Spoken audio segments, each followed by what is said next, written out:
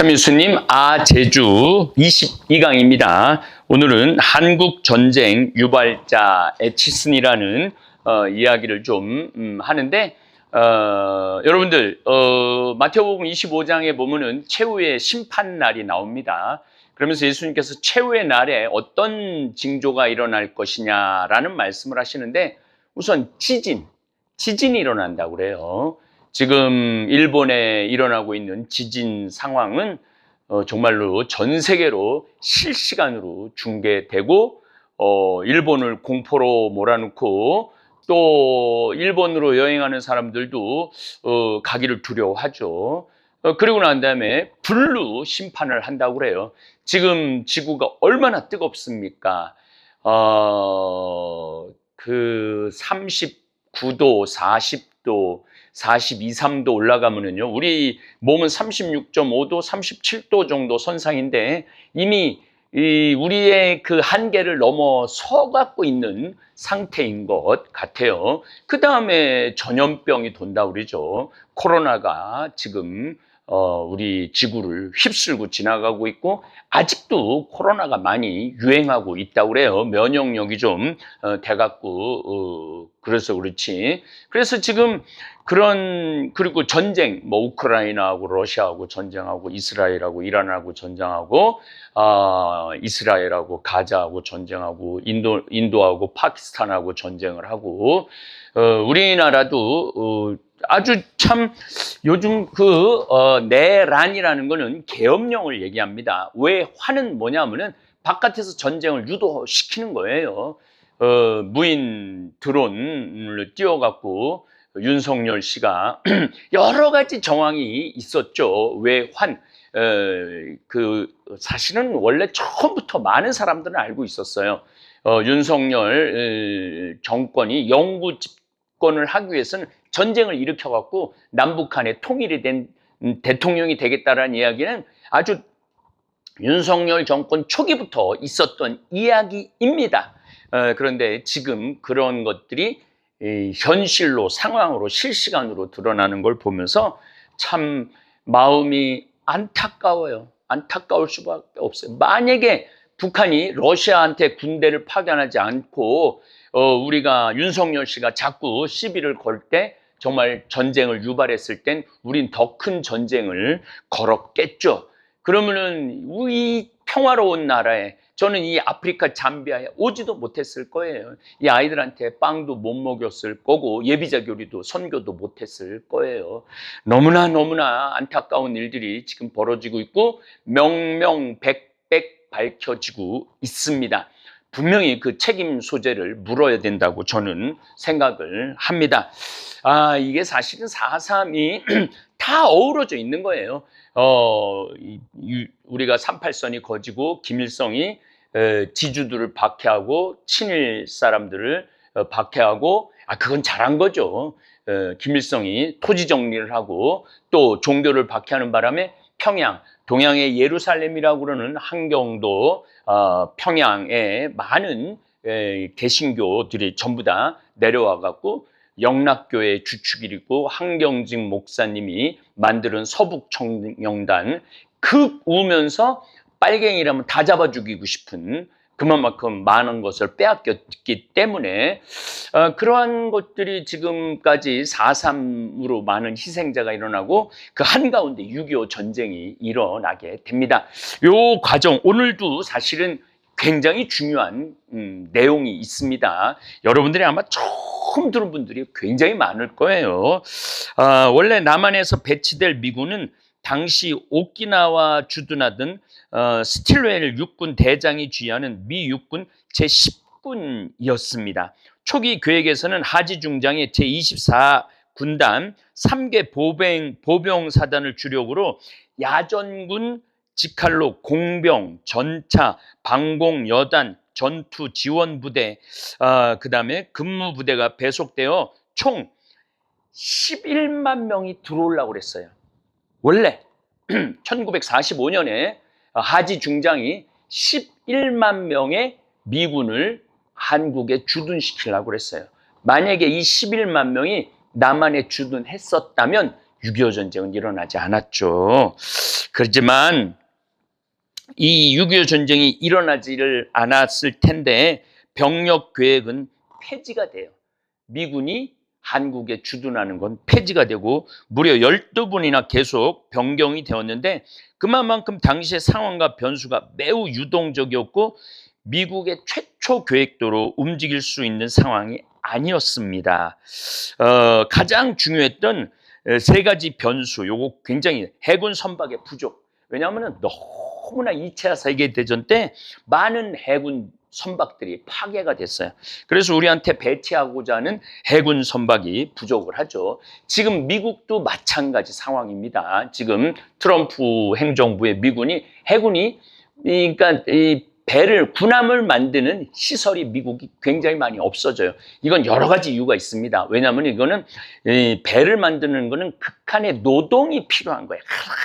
하나 다 납땜을 해서 그 엄청난 배를 만들어야 되기 때문에 그러니까 지금도 트럼프가 우리나라한테 미 해군 군함 만드는데 좀 도와달라고 손을 뻗치는 게 바로 그겁니다. 우리가 이런 힘이 있어야 돼요. 배를 잘 만드는 힘도 우리가 갖고 있어야 돼요. 어쨌든 선박이 부족했어요. 그리고 소련군의 진격 상황이 굉장히 부담스러웠어요. 왜냐하면 소련은 바로 함경북도로 해갖고 바로 이 상륙 작전을 할 필요가 없이 육로로 바로 북한으로 내려왔어요. 그렇지만 미군은 배로 건너와서 상륙 작전을 해야 되기 때문에 굉장히 부담이 됐던 거죠. 11만 명을 다 이동시킨다는 게 결코 쉬운 일이 아니었던 거죠. 그리고 종전 직후 바로 시작된 미국의 군축이에요. 왜냐하면 2차 세계대전 때 너무나 많은 군인들이 죽고 너무나 많은 예산을 쏟아 넣었기 때문에 이건 이제 전쟁이 다 끝났으니 이제 뭐 탱크든 비행기든 뭐든지 뭐 포탄이든 줄이자라는 그런 거 안에 한국에 11만 명을 배치할 수가 없었던 것이죠.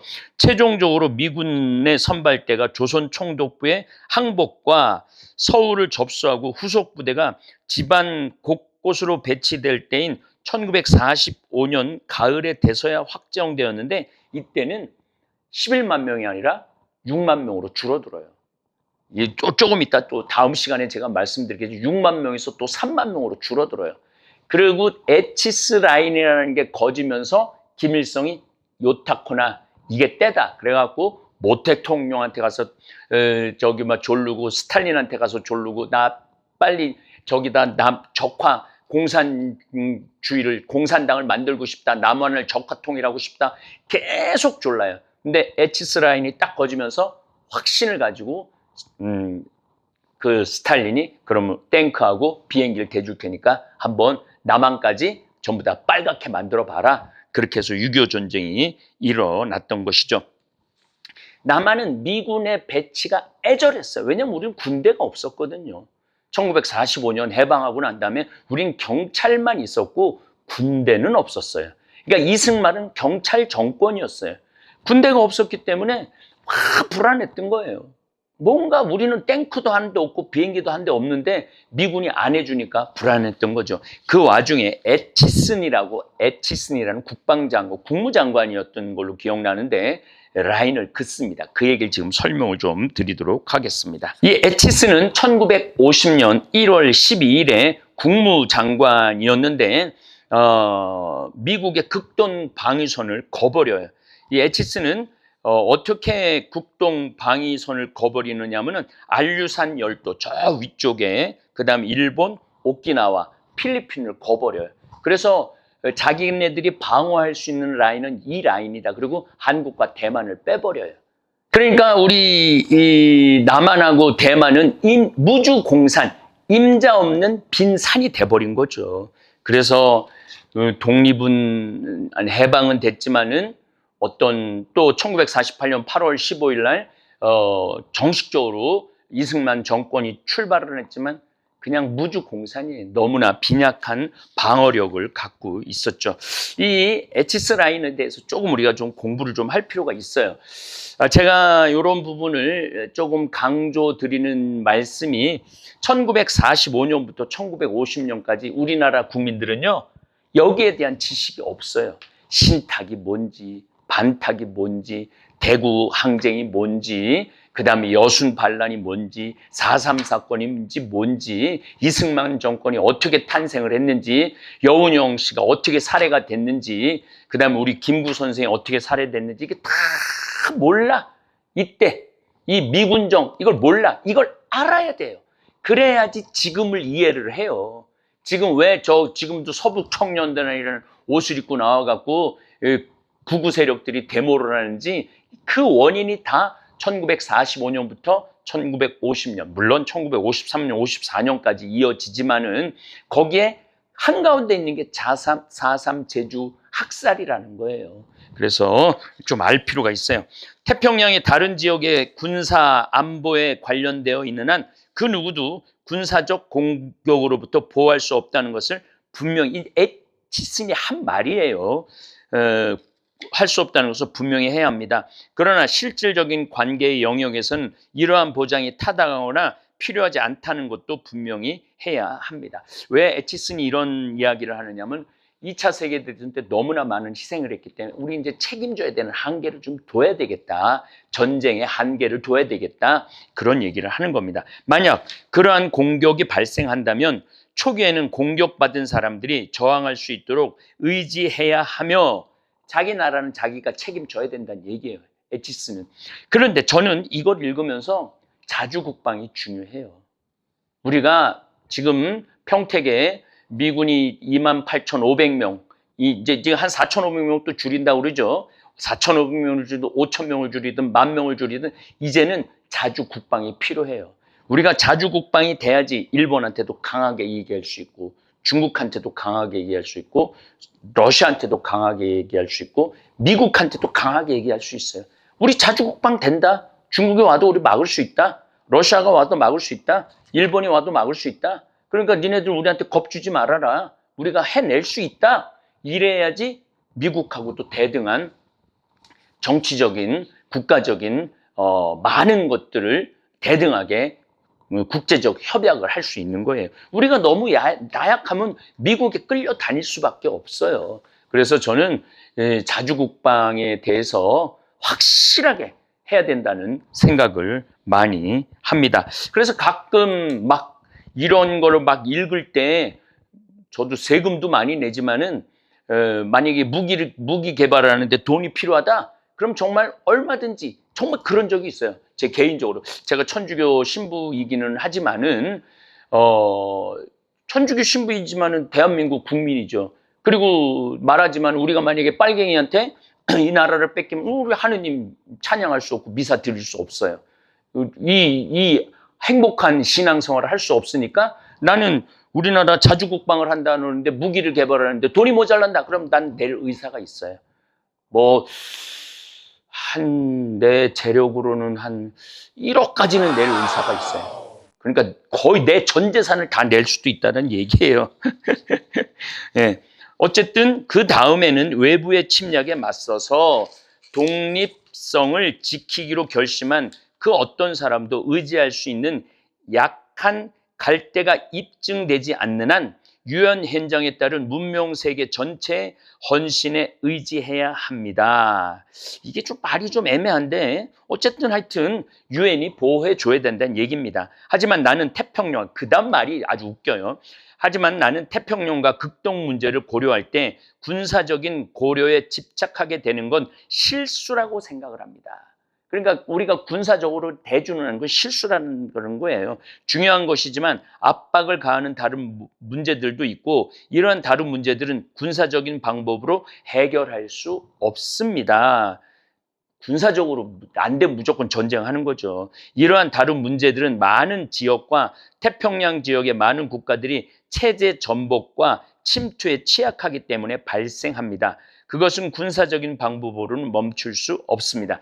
이게 이제 미국이 사실은 유럽에 대해서는 정통하지만은 아시아에 대해서는 정통하지 않았어요. 그나마 일본에 대해서는 많은 연구가 있었지만은 우리 한반도 조선에 대해서는 무지했어요.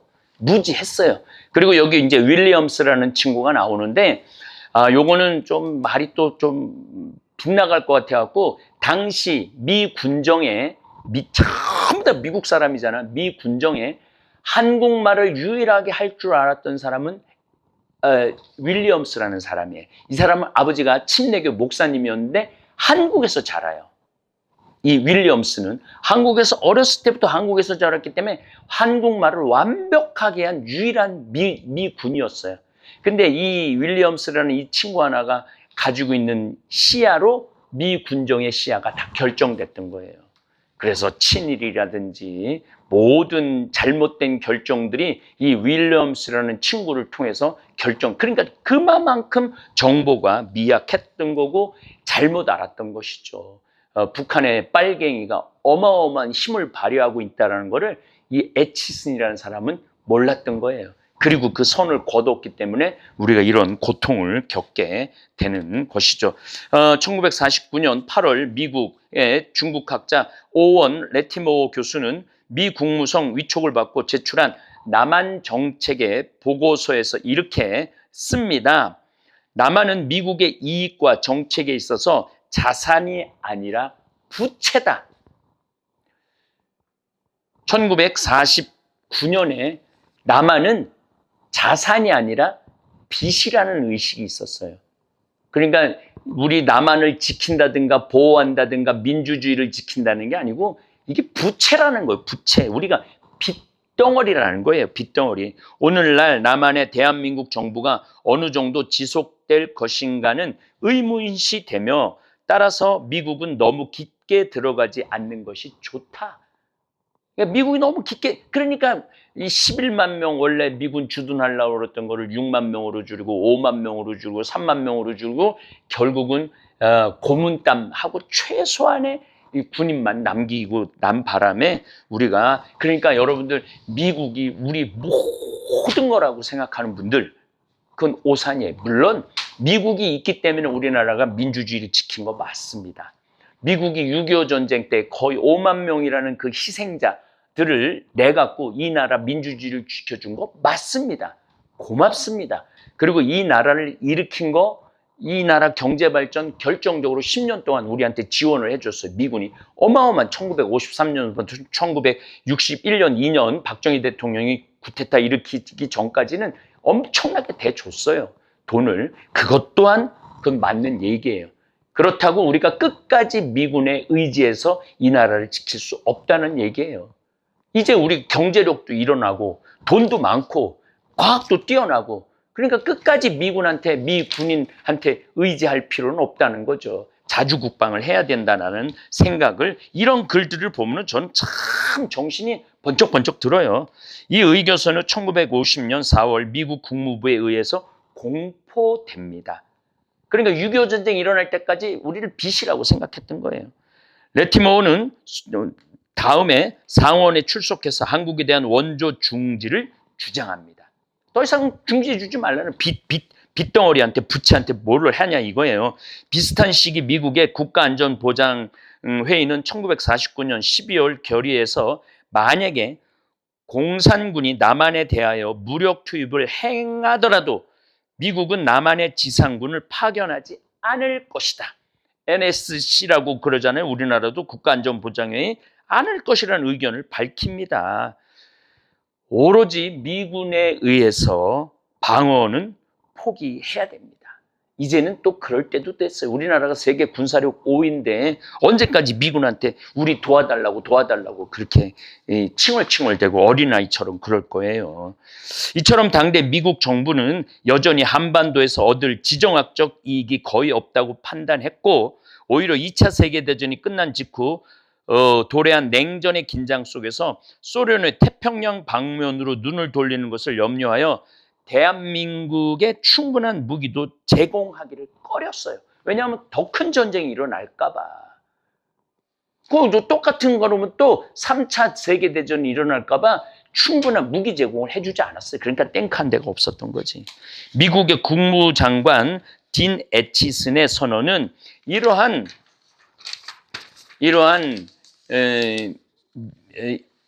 그런 분위기와 미 국무부의 분위기 속에서 발표된 것입니다.